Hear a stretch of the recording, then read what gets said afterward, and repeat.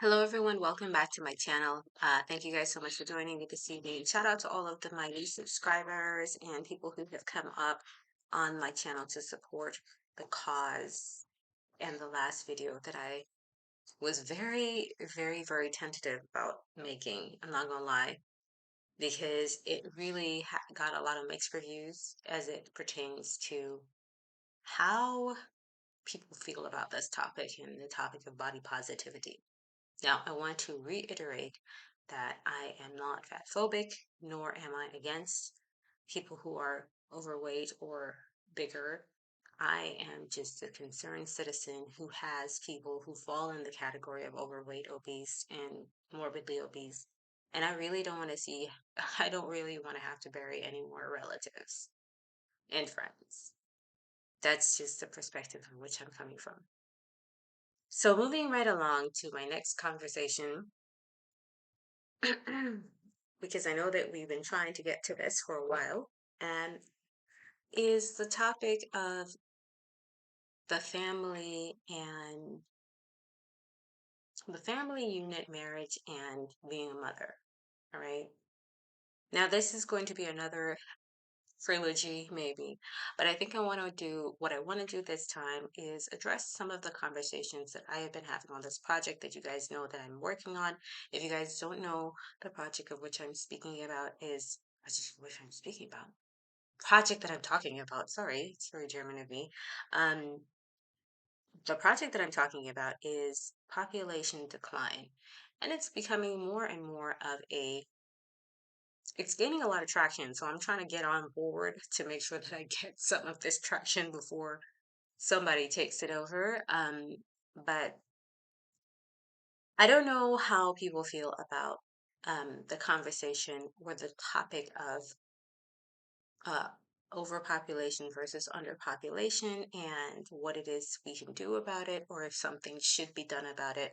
But I want to take you guys down a little bit of a trip down memory lane, if you as to how this all correlates and is going to pull together. Now, tonight I want to talk about female buying power and the myth of the patriarchy. Uh-oh, I feel a storm coming. um, because it is one of the more profound things that confuses me, and it makes me wonder if people are just like dumb or not really paying attention to what it is they're saying just because it sounds good based on what everybody else is saying right now at this current point in time. And so I want to take us back to the female buying power, which is going to be the topic of today specifically. Let's see. So in the 1940s, there was World War II. And in World War II, there was a dramatic shift in a woman's position in the workplace due to the fact that most of the men around the world had gone to war. It was also a time when well, people in general were very apprehensive about having children naturally so. And women were basically left in their countries to run things, run communities, and to basically be in charge of running the factories and producing and just making sure that things were running as business as usual since their men were not the ones available to do the jobs. It's not to say that women were not in the military, but the majority of women were actually needed to continue to make business still happen in their respective countries. My grandmother, for example, had the wonderful opportunity to become a student teacher and then later on a regular teacher because they needed teachers back in those days, like immediately. Anecdote aside, this came with the additional slogan, um, we can do it. I think if you've seen these 1950s women, or I think it was 1940s, somewhere around that time, you would have seen a slogan with a woman with her hand like this. And the slogan underneath said, we can do it, or we can do it too. This slogan was the message that was being pushed forward for women to encourage women to be active participants in the workforce. So, this was the beginning of female liberation. I know a lot of people feel like female liberation came with a pill.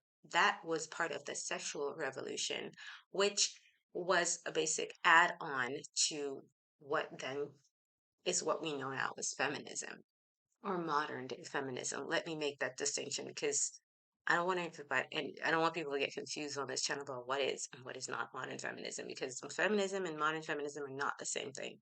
We're not going to talk about that. I digress. Let's move on. And so when this happened, women became a major part of the workforce for a couple of years until the war ended.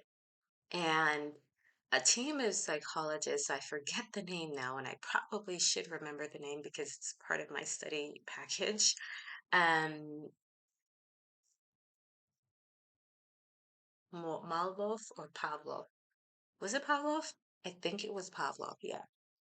Interestingly enough, he was a very popular American psychologist who then had some experiments based on associative learning. Now, pay attention. I know this might seem very boring, but this is extremely important for our understanding of consumption and buying power and who actually has consumer power in most Western countries. And it's important for women, especially, to understand that when we talk about patriarchy and feeling oppressed, because the truth is the opposite. So in the 1950s and 60s, housewives were investigated to figure out who was the person who made most of the financial decisions in the house. And they found out, these team of American psychologists, and others followed suit around the world, that women were the ones who made most of the financial decisions in the household, of course, with whatever art and means of which she made those decisions are not here for us to discuss. The fact of the matter is that most financial decisions were being made by the women, regardless of whether or not it was her money she was spending or her husband's money. And so that shaped the way companies marketed to families and consumers. All right, mainly families now, because at this point, most women are married, have a family, or a couple of children, dogs, wife, husband, whatever.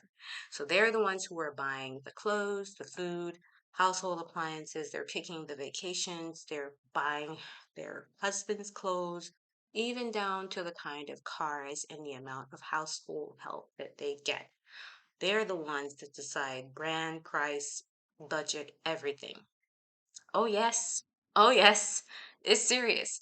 And psychologists, marketing psychologists, because marketing became a really big thing in the 1950s, knew this. And so they tailored their marketing, which they still do today, around the female consumer. Now, a team of psychologists, then I'm not going to list any names because this is a highly political conversation and my channel is not about politics, it's about facts. But what ended up happening later on is that some other psychologists or companies and marketing companies of all kinds, I'm talking across the board, even lobbyists and politicians, decided to employ um, with this foundation because they've been knowing that women are the ones who make the most consumption decisions, household or not, to start to market for women to make their own money.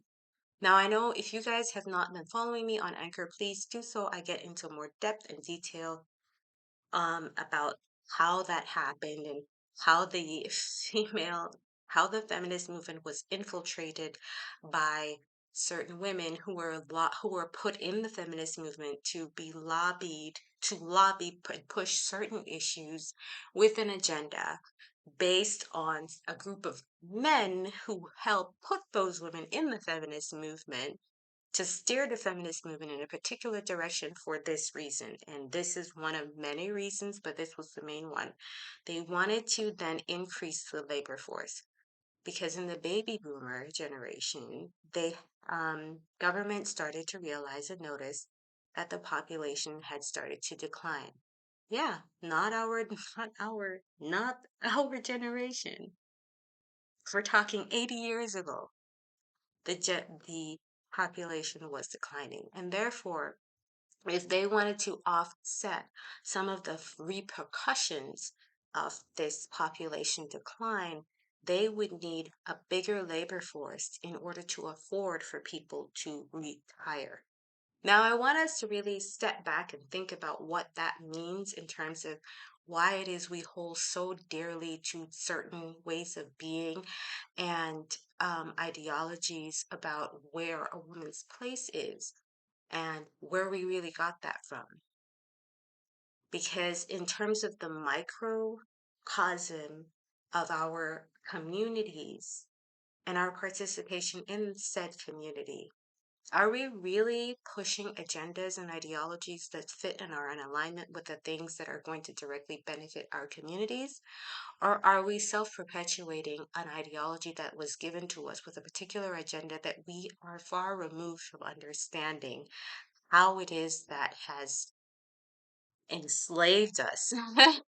If I want to be melodramatic and tabloidish, how this has forced us to think, act, and behave in a certain way that ultimately is not really benefiting us. Now, I'm going to paint a clearer and more vivid picture with some more historical names and dates on my Spotify. So if you guys are not already signed up to my Spotify, please make sure to check it out. I'll leave a link to that in the description box down below.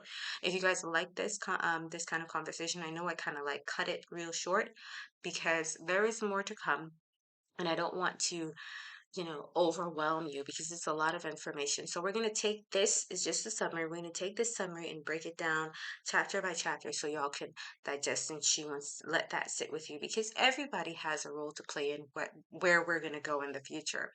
And like when I spoke about the disappearance of the Black family starting from the 1980s, and how the government did not actually foresee that women would start to choose government assistance over having a family. They did not predict that they would have gone down that route.